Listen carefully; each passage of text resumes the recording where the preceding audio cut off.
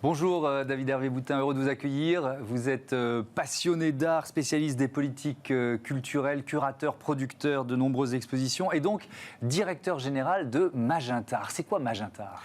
Alors Magintar, c'est une nouvelle société qu'on vient de lancer, qui est une nouvelle offre au sein du groupe Pigment et qui vise à proposer de l'art dans la ville. Proposer de l'art dans la ville avec un modèle pérenne qui permet de faire dialoguer des artistes, des marques et des copropriétaires.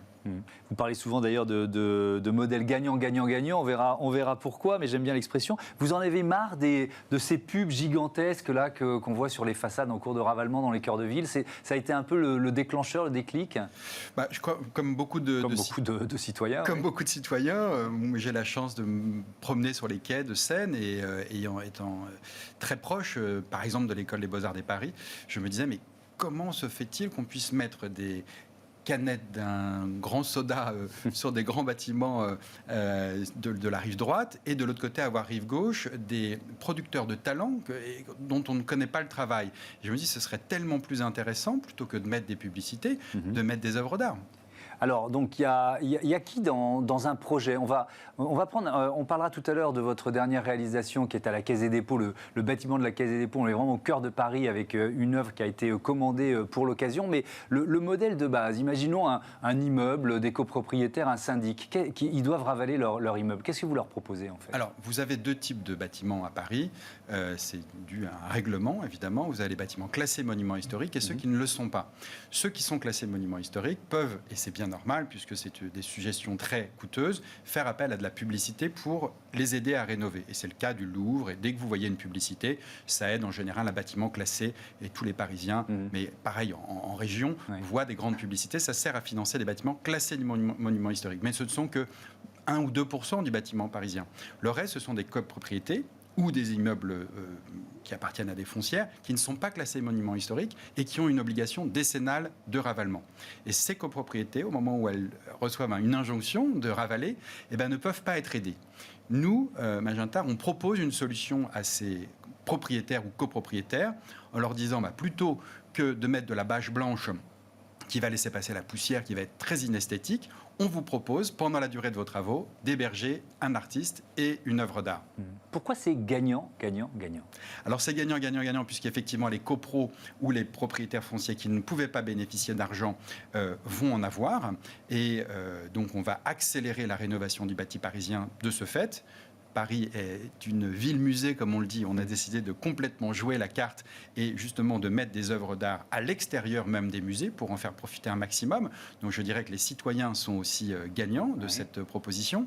Mais comme on a à chaque fois des partenaires qui vont soutenir l'artiste et l'œuvre, les marques sont très très gagnantes. Parce que quand vous devez mettre une publicité, vous payez 100% du ravalement. Nous, quand on a un bâtiment qui n'est pas classé, on propose d'aider au ravalement sur les montants de 10%, 10-20%. Et donc, pour la marque, c'est beaucoup moins cher, beaucoup plus efficace, puisqu'on a beaucoup plus d'empathie générée par la population, beaucoup plus de réseaux sociaux.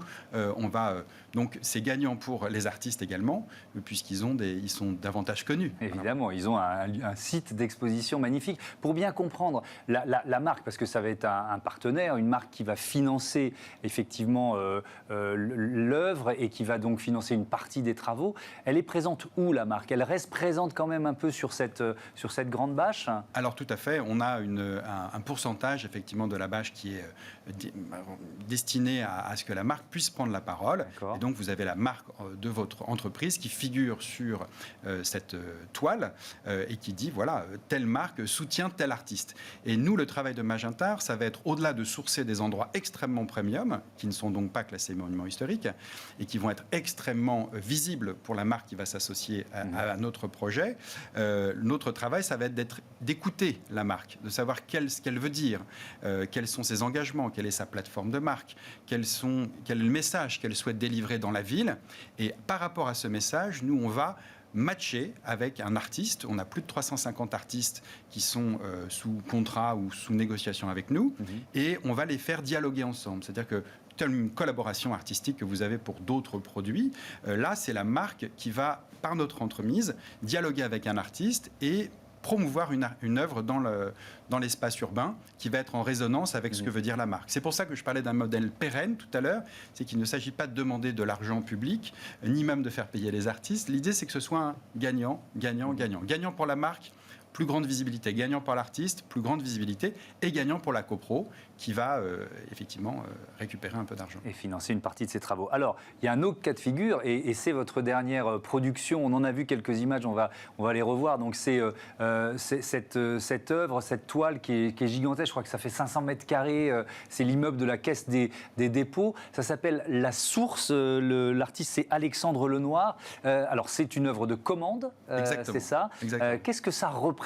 Est-ce que vous pouvez nous la décrire? Puis ensuite, on racontera l'engagement et le message que la Caisse des Dépôts fait passer. Alors cette œuvre qui a été effectivement réalisée par un jeune artiste qui s'appelle Alexandre Lenoir, qui a 27 ans, figurez-vous. 27 ans, c'est formidable de pouvoir promouvoir face au Louvre, à côté du musée d'Orsay, un artiste qui a 27 ans, qui est représenté par la galerie Almine Reich, et qui a, pendant cette période de confinement, comme beaucoup d'artistes, été amené à se repositionner, à réfléchir sur son parcours, sur ses origines, et il en est revenu à découvrir un souvenir de son enfance, puisqu'il est, sa maman est guadeloupéenne, et donc il a beaucoup vécu, on le voit sur l'œuvre, effectivement, dans un univers très luxuriant, et cette source, en fait, a été, je dirais, la source, mais c'est un peu secret, mais la source de la rencontre de ses parents, et quelque part, la source également de sa vie, puisqu'il en est né, et cette œuvre a été aussi, comme vous le disiez, une rencontre, c'est-à-dire c'est la source d'une rencontre entre la Caisse des Dépôts et Alexandre Lenoir. C'est un dialogue qui s'est entamé entre eux, que nous avons initié. La Caisse des Dépôts, au moment de sa rénovation, souhaitait prendre la parole dans la ville. Ça, c'est un second cas de figure. Je parlais tout à l'heure des copropriétés privées qui peuvent faire appel à nous. On leur donne de l'argent, mais parfois, quand vous êtes propriétaire d'un bâtiment, vous êtes une foncière, vous ne souhaitez pas forcément mettre de la publicité parce que vous préférez qu'on parle de vous plutôt que de parler de quelqu'un d'autre, eh bien vous nous appelez et on trouve effectivement un plan de communication pour faire valoir les engagements en l'occurrence de la Caisse des Dépôts. Et là justement la Caisse des Dépôts, elle associe ça à un hashtag, c'est le hashtag Vert Demain. Parce que la Caisse des Dépôts, c'est un levier de la transition écologique, il faut le rappeler. Alors voilà, c'est un des acteurs principaux. Vous savez que la Caisse des Dépôts est propriétaire de la Poste, mais aussi de la BPI, enfin de beaucoup d'institutions. Elle irrigue l'économie par de l'argent public et elle a un très fort engagement sur le plan environnemental puisqu'elle a décidé de mettre 40 milliards d'euros sur ce plan de relance visant à lutter contre les dérèglements et le réchauffement climatique. Donc c'est ce message-là qu'elle souhaitait faire passer en travaillant, en collaborant et en passant une commande à Alexandre Lenoir. C'est donc un échange qui a eu lieu. Et cette source est une source un peu aussi de vie et d'oxygène dans ce pari. Et c'était aussi un clin d'œil à la renaissance tant attendue des musées qui font face à la Caisse des Dépôts. Et la Caisse des Dépôts, comme vous le savez, s'inscrit dans cette scène culturelle qui va de l'Institut du monde arabe jusqu'au Quai Branly. Et donc elle souhaitait prendre la parole au sein de ces institutions culturelles pour quelque part apporter aussi son petit grain de verdure, si on peut dire. Et Vert Demain, c'est leur hashtag. C'est le hashtag de la Caisse qui vise à promouvoir toutes les actions qu'ils mènent sur ce sujet de l'écologie et de la lutte en faveur... On en avait parlé d'ailleurs avec la Caisse des Dépôts, ici même dans cette émission. Il nous reste un peu plus d'une minute 30 pour parler d'une autre exposition qui va ouvrir là à la Monnaie de Paris, Artistes à la Une. Là aussi, vous en êtes le producteur, le curateur. C'est quoi l'idée ? Alors, j'ai déjà beaucoup de chance. Merci à la Monnaie de Paris et à tous mes partenaires de soutenir cette 3e édition d'Artistes à la Une. L'idée, c'était de proposer à une trentaine d'artistes de mettre en avant une femme iconique et inspirante dont on souhaite qu'elle fasse le monde d'après. Voilà, ce sont des femmes qui ont toutes de grandes actions, de grandes ambitions. Et donc, vous retrouverez les portraits de Kamala Harris, mais aussi de prix Nobel de la paix, mais aussi d'artistes. Tous ces portraits sont à retrouver à la Monnaie de Paris, donc à partir de vendredi 4 juin.